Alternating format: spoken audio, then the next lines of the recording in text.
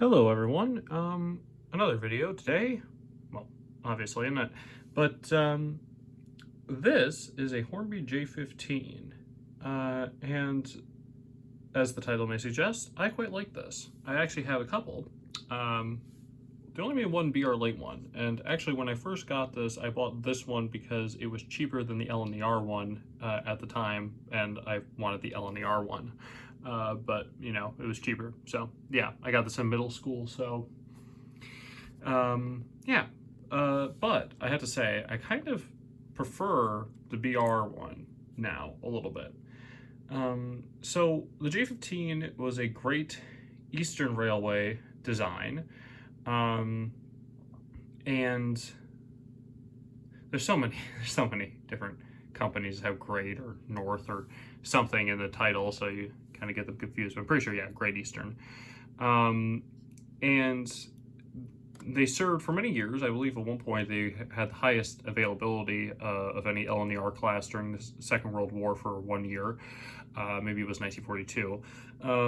But these were a very nice, simple design. And to me, you know, they may not be my favorite 060s like they used to be, but the shape, and it's a little hard to get the full shape because we're dealing with a black locomotive here, is absolutely just what you think of when you think of an 060. You know, sometimes those Great Northern 060s from Ivet's period, you know, that sort of Great Northern cab, you know, it doesn't look typical. But these are just an 060. And the model is really, really good. It's not the most complex model in the world. This is from 2014, I believe. But that's okay. Firstly, the prototype isn't, you know, as complex as, say, the A22 we looked at last time, or the A1s, and the livery certainly isn't. But these are very brilliant models. So you can kind of tell, even by the sheen here, this is a die-cast boiler, a die-cast running plate. Very, very good quality feature. The cab, I don't know if we can really get lights in the cab, is fairly simple on details. You know, it's not the most intricate thing in the world. The gauge, I say the gauge is, but I'm only seeing one. The gauges aren't picked out. But, you know, it's simple, but detailed enough, I would say. And I was pretty impressed with it, you know, when I first got it, because this was, as I said, the first, did I say it? I can't even remember what I said 2 minutes ago. This was the first main range Hornby locomotive that I had bought. Actually, I don't know if I don't know if my parents bought it for me or if I gave them the money. I mean, technically they bought it for me with the card, but you know what I mean. Yeah, this is a very wonderful model. You can still find these new at some smaller online retailers for not that much money. I think Hornby only ever did the one run of these, and that's sort of sad because these were produced before the pre-grouping phase, so there was never a Great Eastern blue version. The last surviving J15, I believe she's currently painted into the Great Eastern blue. So Hornby, if you wanted to do that, you already have the lead canvas roof version. This is the later steel roof version that came in under the LNER. But all you need to do is make a new chimney, and that's a separate piece, and a new safety valve setup, and then you're good to go, basically. Give it a repaint, and as far as I can tell, that's all you need to do. So I can recommend these. If you can get one, you know, for like 100 pounds, these are really great. They're very smooth runners. Let me show you how beautifully smooth these are. These have dual flywheels, which is a pretty impressive feature. Yeah, these are very, very good runners. I think the only runner I have that beats this is the new standard 2MT, which isn't a surprise actually, because I think the standard 2MT only has one flywheel, but the motor itself, I believe, is the same. And that's the only caveat I would give to recommending you these, because these have the same motor as the 2MT, and I believe that's the same motor as the B12. And I haven't heard really any issues with the J15s, which I believe those came out. I don't know if they came out before the new B12s, but they came out before the batch of B12s had the problem. That had a lot of failures. That motor, for some reason, in recent times, has developed, is very prone to developing faults. And she's behaving today, but sometimes, recently when I ran her the last, she was kind of stuttering. So I don't know if that was just a temporary thing or not. And I did have one that I got, and I wanted, it was a 7024, I believe. That was the one with the lead canvas roof. And I got one of those pre-owned from Hatton's, and that one had some interesting motor problems, and she's actually cleared up now, but she kind of still gives a noise, and I haven't tested the current draw, but yeah, she doesn't behave right. And this one, last time I ran her, before getting ready to shoot this video, she was kind of acting a little, So that's my caveat. If you're comfortable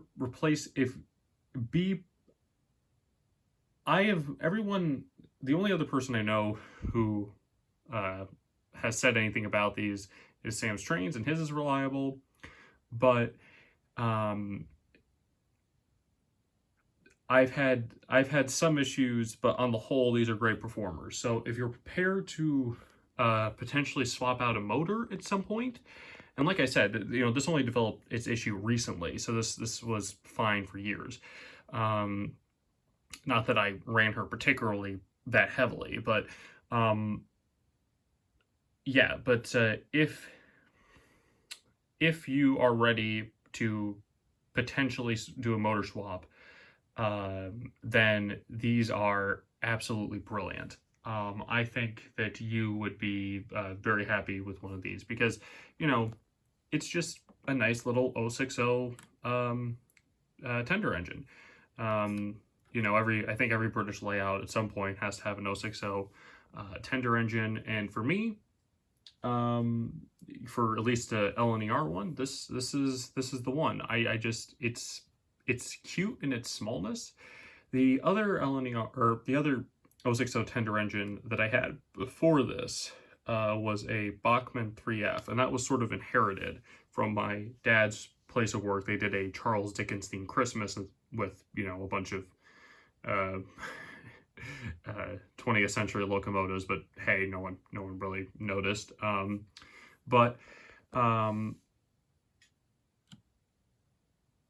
You can tell if you see a 3F. I'm not gonna go through the rigmarole pulling it out, that those are kind of bigger than this, and I kind of like small and cute in a lot of ways. Like I appreciate big and beefy and powerful, but a smaller locomotive is something that I kind of prefer. So if you're kind of like me and you like smaller locomotives that kind of do the bulk of the work, then not the bulk of the work, but do sort of slower branch line work, then this is a model that I can highly recommend. Once again, provided that you're prepared to do a motor swap at some point in the future. You may get one with a good motor and you'll never have an issue. You may get one that gives you trouble once in a while, like this guy, or you may get one that just dies on you instantly.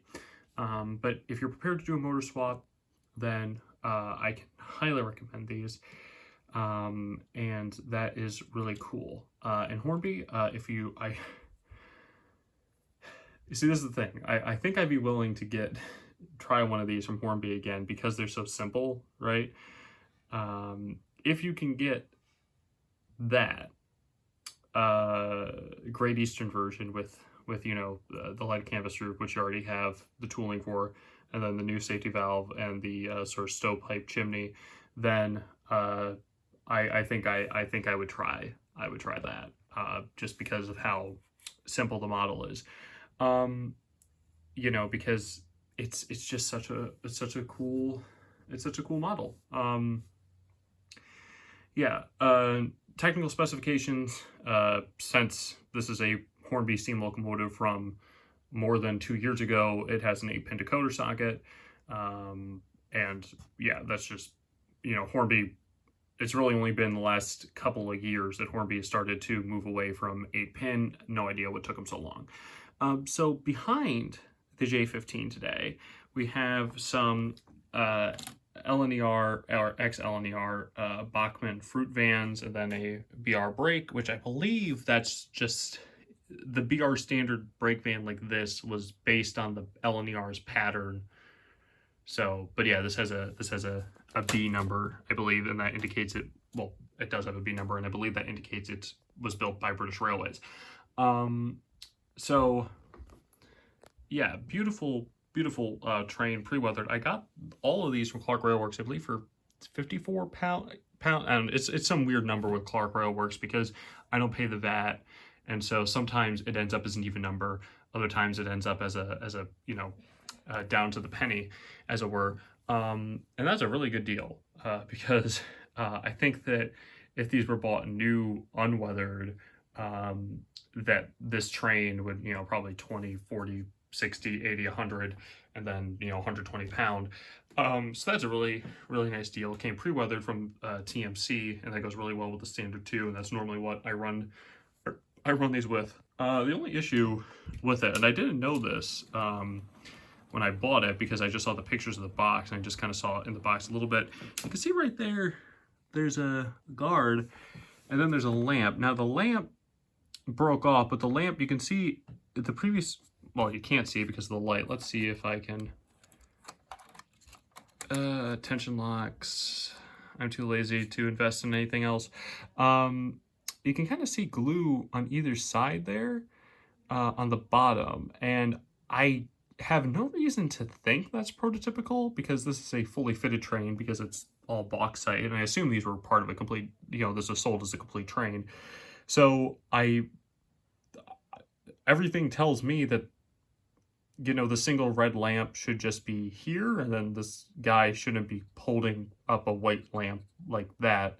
So yeah, but I'm afraid that there may be some reason why these should be here. So if you have any reason to say why that this lamp should either be here or here, I would appreciate it before I attempt to glue it into what I think is the correct spot. And then no idea why the previous owner stuck that guard there. I don't get it. But either way, a beautiful train.